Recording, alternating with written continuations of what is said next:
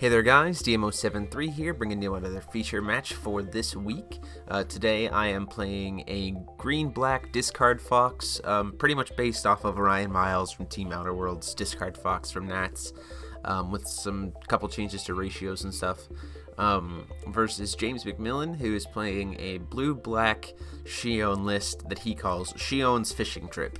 So James is back with another fun brew, utilizing cards from Legacy Lost and everything else, the fishing cards.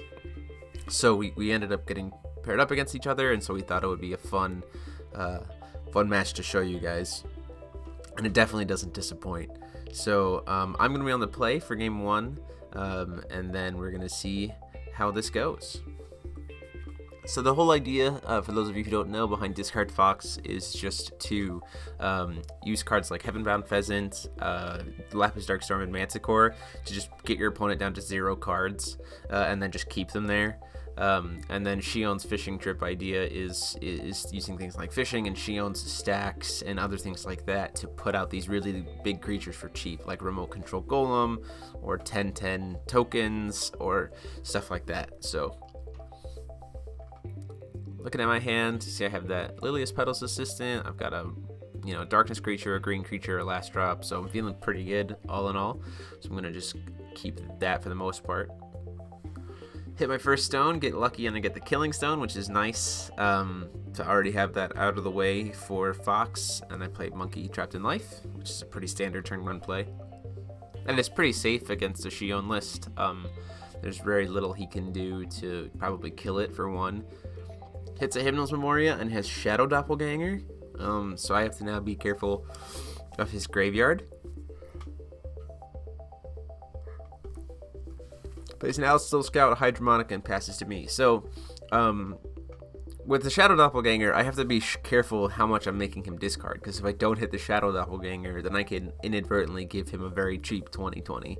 Because if I somehow hit Remote Control Golem but not Shadow Doppelganger, then that creature is just going to be able to clone Remote Control Golem and come in as a 20/20 that can't ever be killed.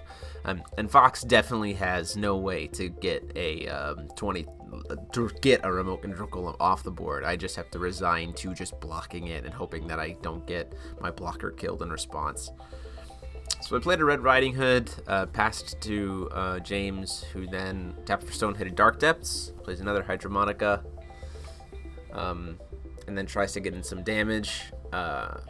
I have another green 2-drop in my hand, so I'm not too concerned if he tries to kill this Red Riding Hood. Plus it ramps me, so I'm going to go ahead and block it. He does get to draw a card, which is fine, but that's okay with me. I'm okay with him drawing cards because I have a lot of hand hate. And like I said before, it's kind of this intricate balance. So he plays a Muse, gets an Ice Dragon to his hand by calling Resonator. So now, his bigger creatures also, as long as Muse stays alive, won't die if they don't take more damage. If I don't kill them, they don't take any damage. It's essentially how Muse works, which is pretty decent for him. If he wanted to establish a continual board state. And to be hit like a 10/10 token, I'd have to do a lot of damage to it. I pretty much have to block with an Amit or a Griffin. I swing with Red Riding Hood, because even if you blocks, Muse won't be able to kill it. Or no, Muse would be able to kill it, but he decides not to. And the reason why I'm swinging here is because you can always just respond to a block by sacking them off to Fox. So the triggers for Fox are going to happen. He's going to take 1 from the Killing Stone. Red Riding Hood's going to bring me in a stone tapped. Monkey's going to come back to my hands and pay me 1, which is why you didn't see my life total change. So I essentially gain 1 from Killing Stone and then lose 1 from Monkey. Then I hit 2 stones off of Griffin. So I got another Killing Stone there, which is really, really nice.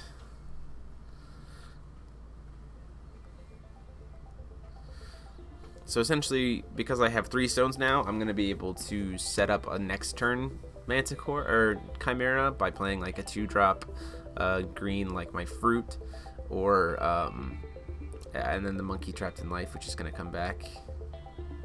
I used the 1 floating from the Killing Stone that I sacked off to play the monkey, and I am going to play the fruit, so I'm going to leave myself with 1 stone up. Hitting another monkey trapped in life, which is pretty good, so if one goes away, I have the backup.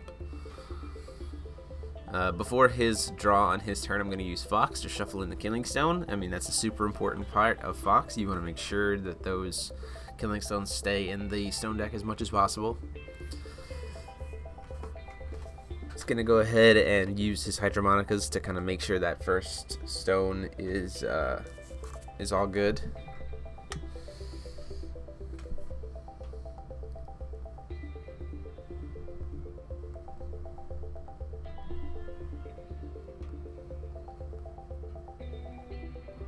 And here comes the fishing, because he decides he needs to put a creature on board. Unfortunately, he did not hit anything terribly massive. He just hit a disassembly line, which will give him a 3/3 token.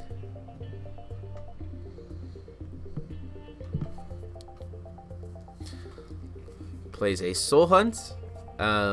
Now, Soul Hunt is not super good against Fox, primarily because it essentially... So you're -2ing yourself because you're losing a creature and you're losing a card from your hand. And if I have a monkey on field, I'm probably just going to bring that monkey back to my hand, which means that at most I'm losing 1 card, really. I mean, I'm losing 2 technically because 1's not on the field, but it's just coming right back to my hand and replacing the card I discard. So essentially, he is spending 3 cards to kill 1 card, and it's not really that good. And I just happen to go ahead and discard the other monkey, which is kind of advantageous to me because of the messengers, the Lilius Petals Assistant. So now I have a 1-drop engrave to grab with it. So I swing for 12 with the Griffin, seeing if he has any kind of responses. He doesn't.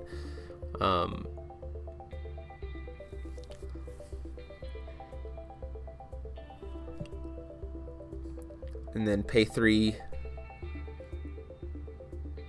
to play the excuse me, play the Lilius Petals Assistant to try to grab the monkey back.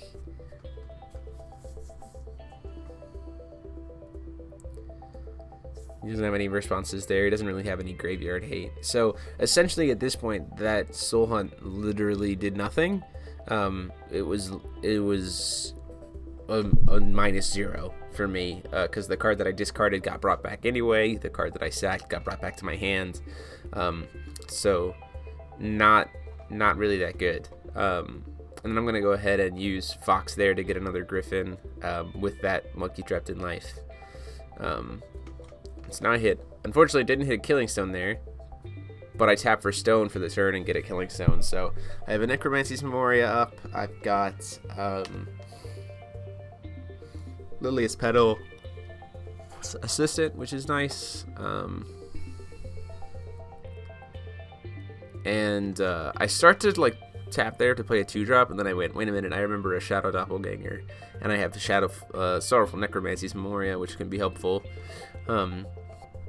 So I am just going to play this monkey trapped in life and then pass the turn. And the reason for this is because if he does happen to play, because Shadow Doppelganger costs 4, so if he does happen to play for that, I could just respond to the cast and get rid of anything that he has in the grave. That would be like the biggest threat. He'll still get to remove something because Shadow Doppelganger doesn't like target or anything. It just removes as you enter. But if he only has one big thing in grave to deal with, then I'm just safe, and Shadow Doppelganger becomes a moot point. So he's going to go ahead and, after draw, stack a card on top of his deck, which makes me feel like there's probably a Shion flip coming this turn.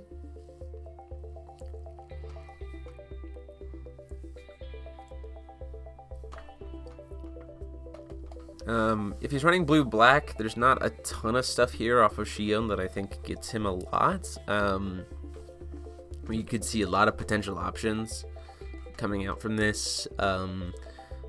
Things come to mind is he might still play as like a one-of Celestial Wing Seraph. He might play like a Captain Hook or something like that. So he's going to go ahead and Judgment. He also could grab a Shadow Doppelganger, technically, which could then create something and be just a cheaper source. I am going to respond to the judgment, though, by using Sorrowful Necromancy's Memoria and getting rid of the Astaroth that he had in his grave, which is also a pretty big deal. Sorry, I don't know what it's... The big demon, the fancy demon who can't die 8 times. Azathoth, I think. So he does actually hit a Captain Hook. And he's going to target my 2 Griffins. Which is a decent... if I had already used Fox this turn. But since I haven't, I can just respond by sacking those 2 Griffins to Fox. And I can get out something like Amit, which is what I'm going to grab here. And then just kill the Hook outright. So I also get to gain 1,000 life there. So essentially I just turned his Judgment into a free card for me, and 1,000 points of life gain. So not super strong. The problem with Hook is if I haven't Foxed yet, if he's gonna target stones, I can just Griffin and put 2 stones back into play and essentially net 0 for him. Or if he targets creatures, I can just sack them and get something like Amit, which is fine. So go to my turn, call a stone, hit a killing stone, swing with Amit. He goes ahead and blocks with Shion. I probably would have blocked with Muse instead. So I would have the 11/11 and access to a God's Art next turn. But he decided to block with the Shion instead. I suppose it makes sense because I could just respond to him blocking with Muse and like bring in another Amit and kill it. And then 15 damage would go through, which would put him pretty low on life. But I still think probably blocking with Muse was the better attempt.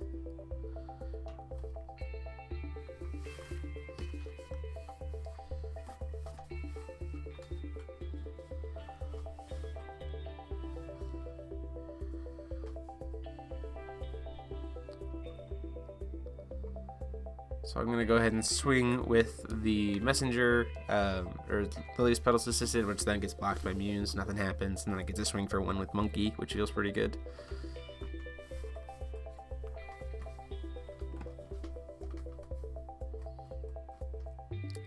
Debating how much I want to play. I still haven't used Fox this turn, so I'm trying to see exactly what line of play I want to use for Fox.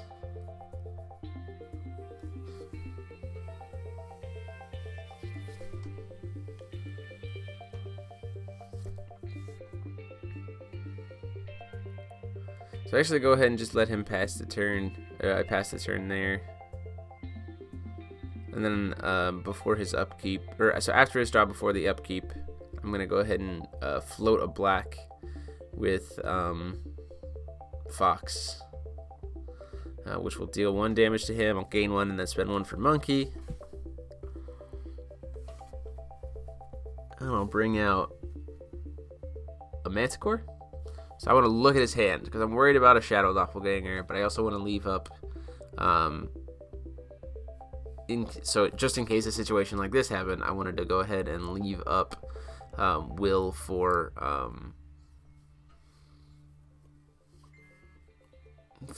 the Sorrowful Necromancy's Memoria.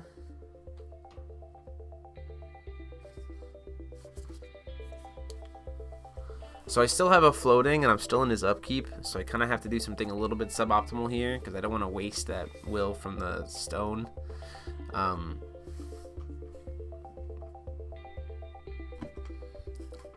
So I'm actually going to pay 1 more here.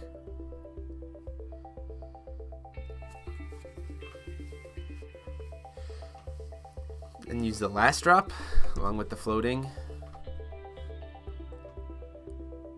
to bring back Red Riding Hood from at the beginning of the game. So she is a 7/7 at this point because of I having 5 stones, which feels pretty good. Being able to just like bring out that 7/7 super fast, so that she'll be able to swing next turn is really nice. And we can move into the untaps for James. Still needs to call for stone here. Hits a Hymnal's Memoria. Top card is a Artificial Moon.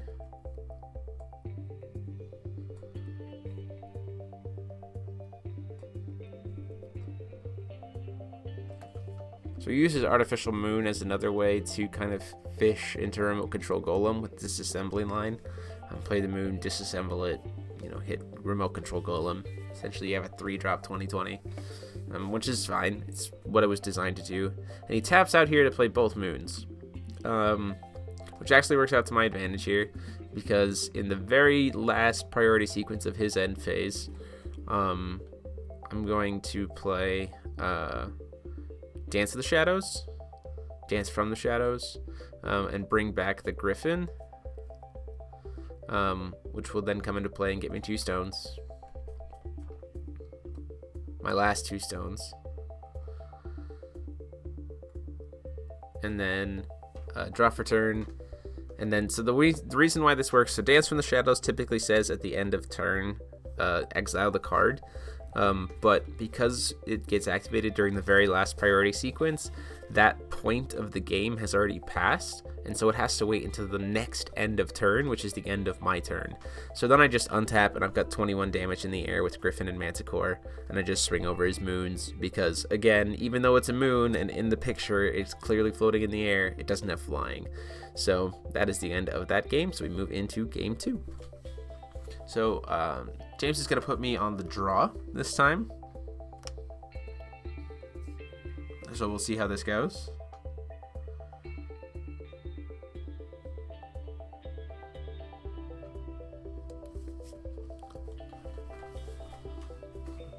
My hand is pretty suboptimal here. And I know that, again, I have to be really careful about discard stuff if I can't follow it up with protection, like Graveyard Hate. So, but I do want to make sure I have a green and a black creature. So I'm going to go ahead and keep one of those pheasants and then one of the fruit. And then I draw into a hand of 2 other fruits and another pheasant. So my hand is, at this point, 3 fruits and 2 pheasants. Which is great, except not.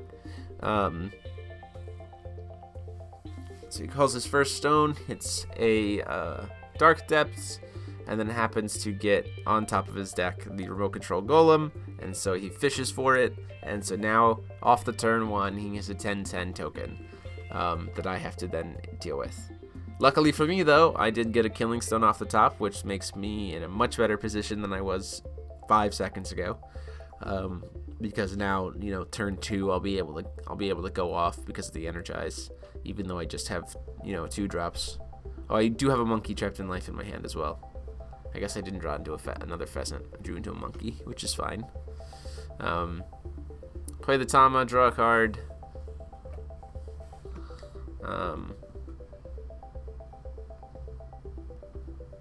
I could have played Energized to play Monkey Trapped in Life here, which would have probably been fine, because then I would have had a blocker for the 10/10, and then I could have still just replayed it next turn. So what I could have done is block the 10/10, take 1 damage instead, put the monkey back in my hand, and then next turn replay it. I'm not terribly too afraid of getting one 10/10 worth of damage, so especially since I have Amit and I can life gain, so I am going to take the 10. He does play the Artificial Moon, which makes me think that we're probably going to see a bring back of Disassembly Line, and have to deal with the Remote Control Golem sooner, which is okay. But he has tapped out, so I'm going to go ahead and play Monkey Trapped in Life and do Judgment. I'm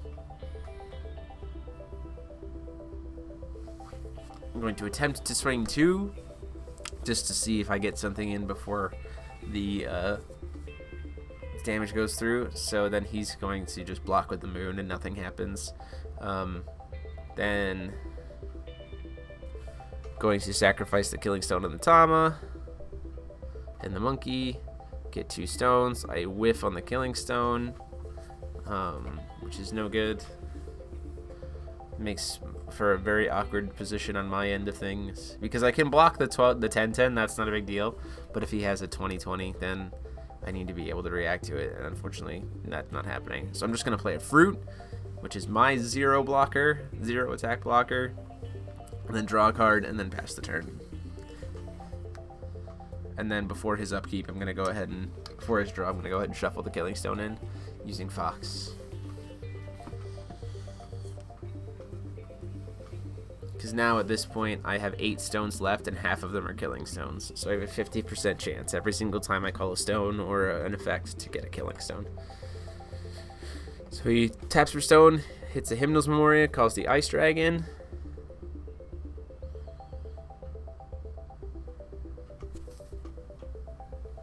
Swings for 0.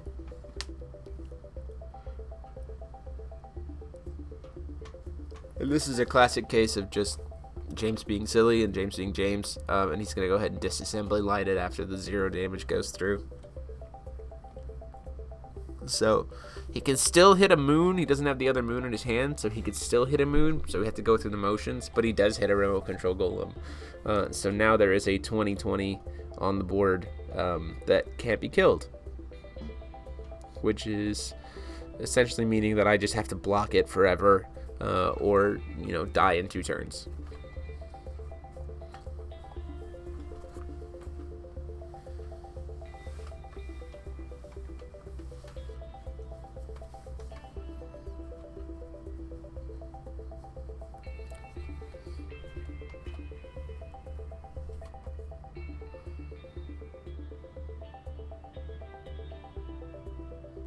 So then he just goes ahead and passes the turn. He doesn't want to swing with that 10/10 because it'll just get killed by Griffin.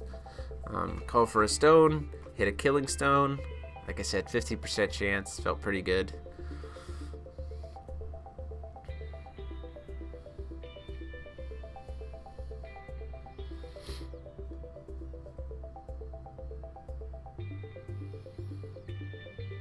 Play a Monkey Trapped in Life.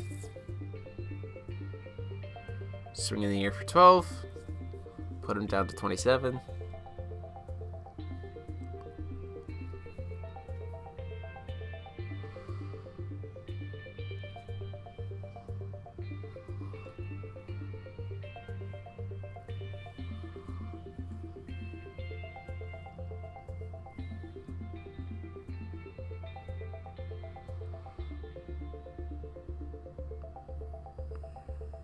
So I start to go kind of making a play with Monkey and Killing Stone, but I decide that it's probably safer for me to just wait. Because if I happen to whiff on Killing Stone, then I'm not nearly as reactive on James's turn. And since I'm staring down lethal on board from James's turn, I probably shouldn't. But I apparently second guess myself there too, and I decide to just go ahead and Griffin at the end of the turn. Nope, catch myself again. Gotta love back and forth. I decide not to do it. Because again, for the same reason. If I happen to whiff on the Killing Stone, then I can get super punished and it wouldn't feel good at all. Especially since there is lethal on board on James's side of things. So I play another Monkey. And then pass the turn.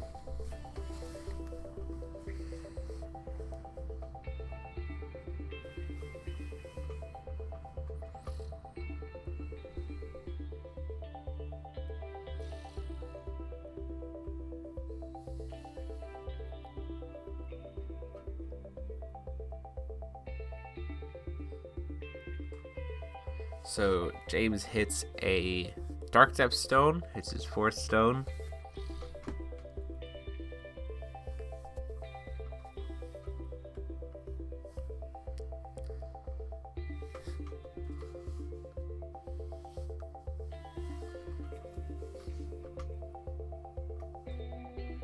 Swings with the 10/10. And this is another case of Jeremy being really silly and not executing Fox well. I'm thinking about what I want to do here. In my mind, I'm going, okay, what I'm going to do is I'm going to sack, I'm going to get another Griffin, I'm going to block, and then I'm going to get 2 stones, and then I'll be able to use this Dance of Shadows that's in my hand, and bring back another Griffin, and yada yada yada.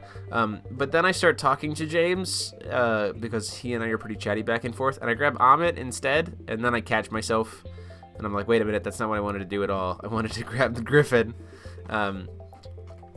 So I I'm like, wait a minute. So I catch myself here, and this is what I get for being chatty. And James is cool with it, and that's why I like James. Because so then I grab the Griffin and I go into block the 10-10. So now the 10-10 is not a problem unless he's got a space-time anomaly, which is potentially, or the bear magic. It opens me up to both lines.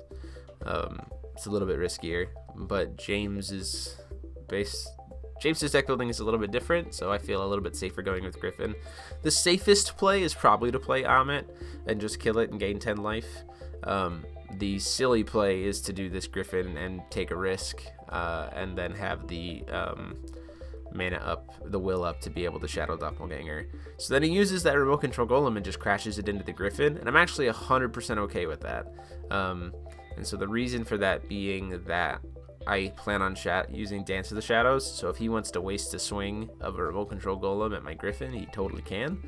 Now, I could still just, block with Monkey or block with Fruit and keep the Griffin on board and then have two Griffins next turn, which if he, based on how he taps out, could put me at lethal next turn. You have 24 in the air, plus 1 from Monkey, plus 1 from Killing Stone is 26. But I decided to go ahead and just kind of be patient. After stacking a stone with Hydromonica, he plays Muse, calls the spell, hits the Soul Hunt. Like I said before, Soul Hunt isn't super good against Fox, but he plays it anyway. He's going to make me discard some stuff. I'm going to discard, sack the Monkey, of course, and then discard Heavenbound Pheasant, waiting to see what he's going to go ahead and discard.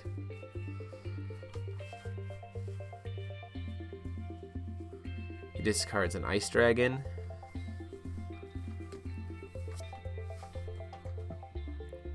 No, sorry, he discards a Muse. Very last end priority sequence again. Dance from the Shadows. Bring back a Griffin. Griffin will trigger, get me 2 stones. And then I will use those stones to play a last drop still at his end phase. And grab the Heavenbound Pheasant that I discarded off of Soul Hunt. So again, Soul Hunt literally didn't do anything here. And he goes to discard Alice's Little Scout. But I think he didn't quite understand how Heavenbound Pheasant works. It's only when Heavenbound Pheasant dies that he discards a card. So then I draw into turn. So at this point, I've got 16 damage in the air. I need to put him, I'm pretty close to lethal. But I still have to deal with that remote control golem. But I do have monkeys in my hand, which is pretty good.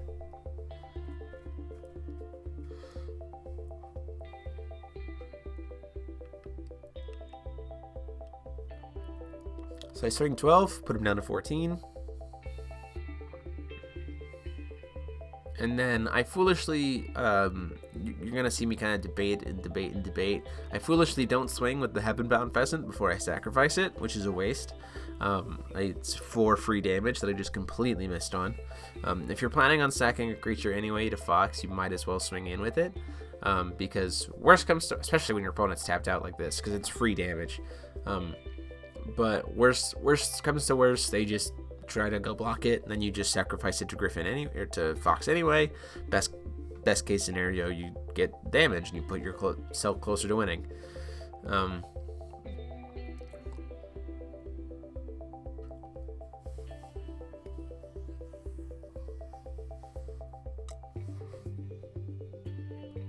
I'm going to go ahead and play Lapis Darkstorm, making him discard 2 of his cards.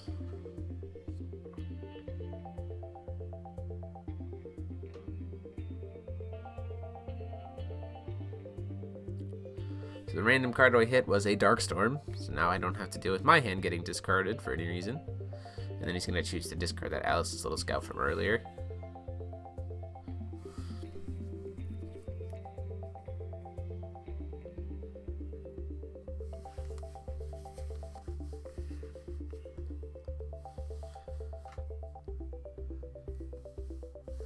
Play 2.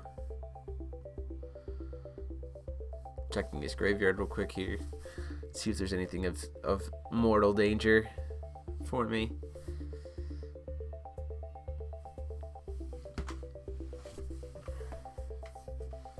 Going to play a Fruit of Yggdrasil to draw a card.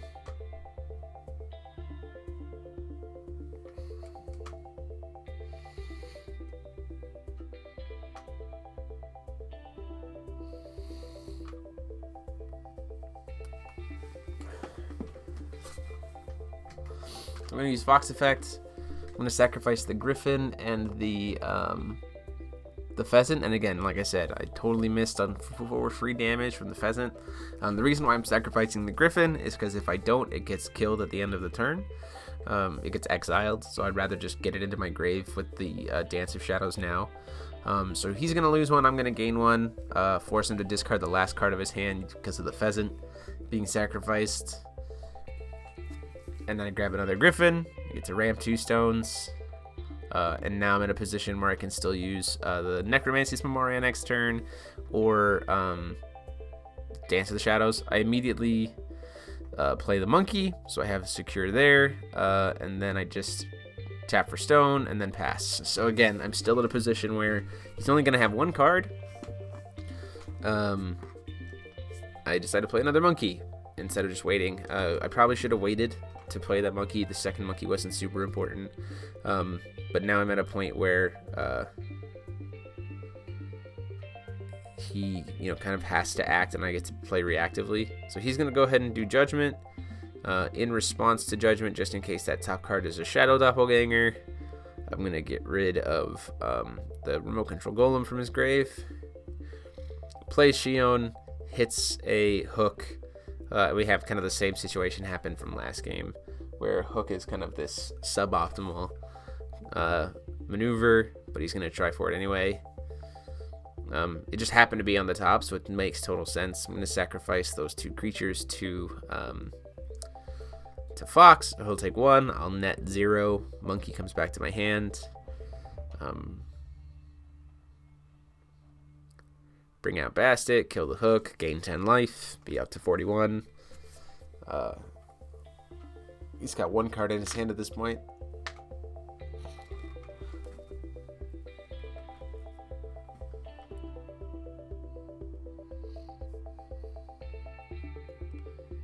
And he has to just pass here, because if he swings with the Golem, it gets blocked, and then Bastet gets to try to swing in. Or sorry, Amit gets to try to swing in.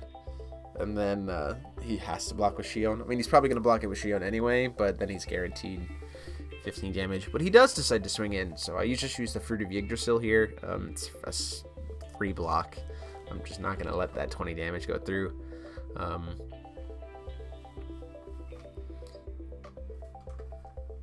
Use the Fox abilities to put a Killing Stone back on top of my deck. Just in case next turn I need it. Swing with Amit, Shion gets killed. Swing with 1 for 1 with the Monkey. Pay 1 to play another Monkey. Play 2 to play a Heavenbound Pheasant.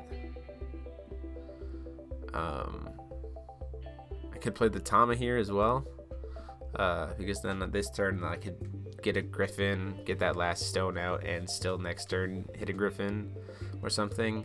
I'm feeling pretty secure though. I'm going to be able to rip both of those cards that are in his hand out of his hand next turn, and still have a blocker for Remote Control Golem.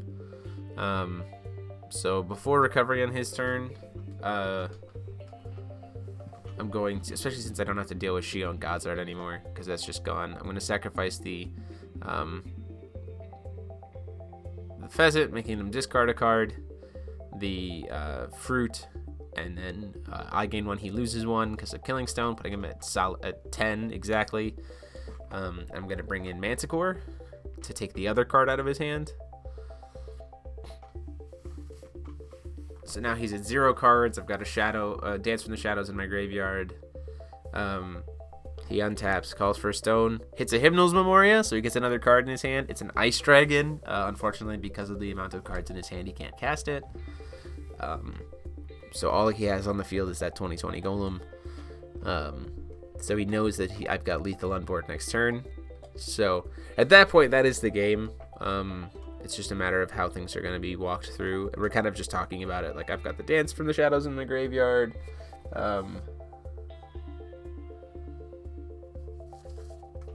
Swings in to kill the monkey. Like, he actually attacks the Amit and then forces me to block with the monkey, so I take 1.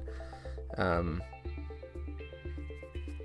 then at the end of turn, I just bring in the Dance from the Shadows, bring in the Griffin. So we're being silly here. So we're gonna go ahead and just say that this match is over. He's tapped out. He doesn't have a way to play anything. I've got way more than lethal on board. Huge thanks to James for playing this list for me and having the game with me. Go ahead and later this week, Saturday, the Shion list will be up. Friday for the Black Fox, Discard Fox. Let me know what you guys thought about it in the comment sections down below. Go ahead, like, comment, subscribe, and share this video to your friends. And until next time, this is DMO73 signing off.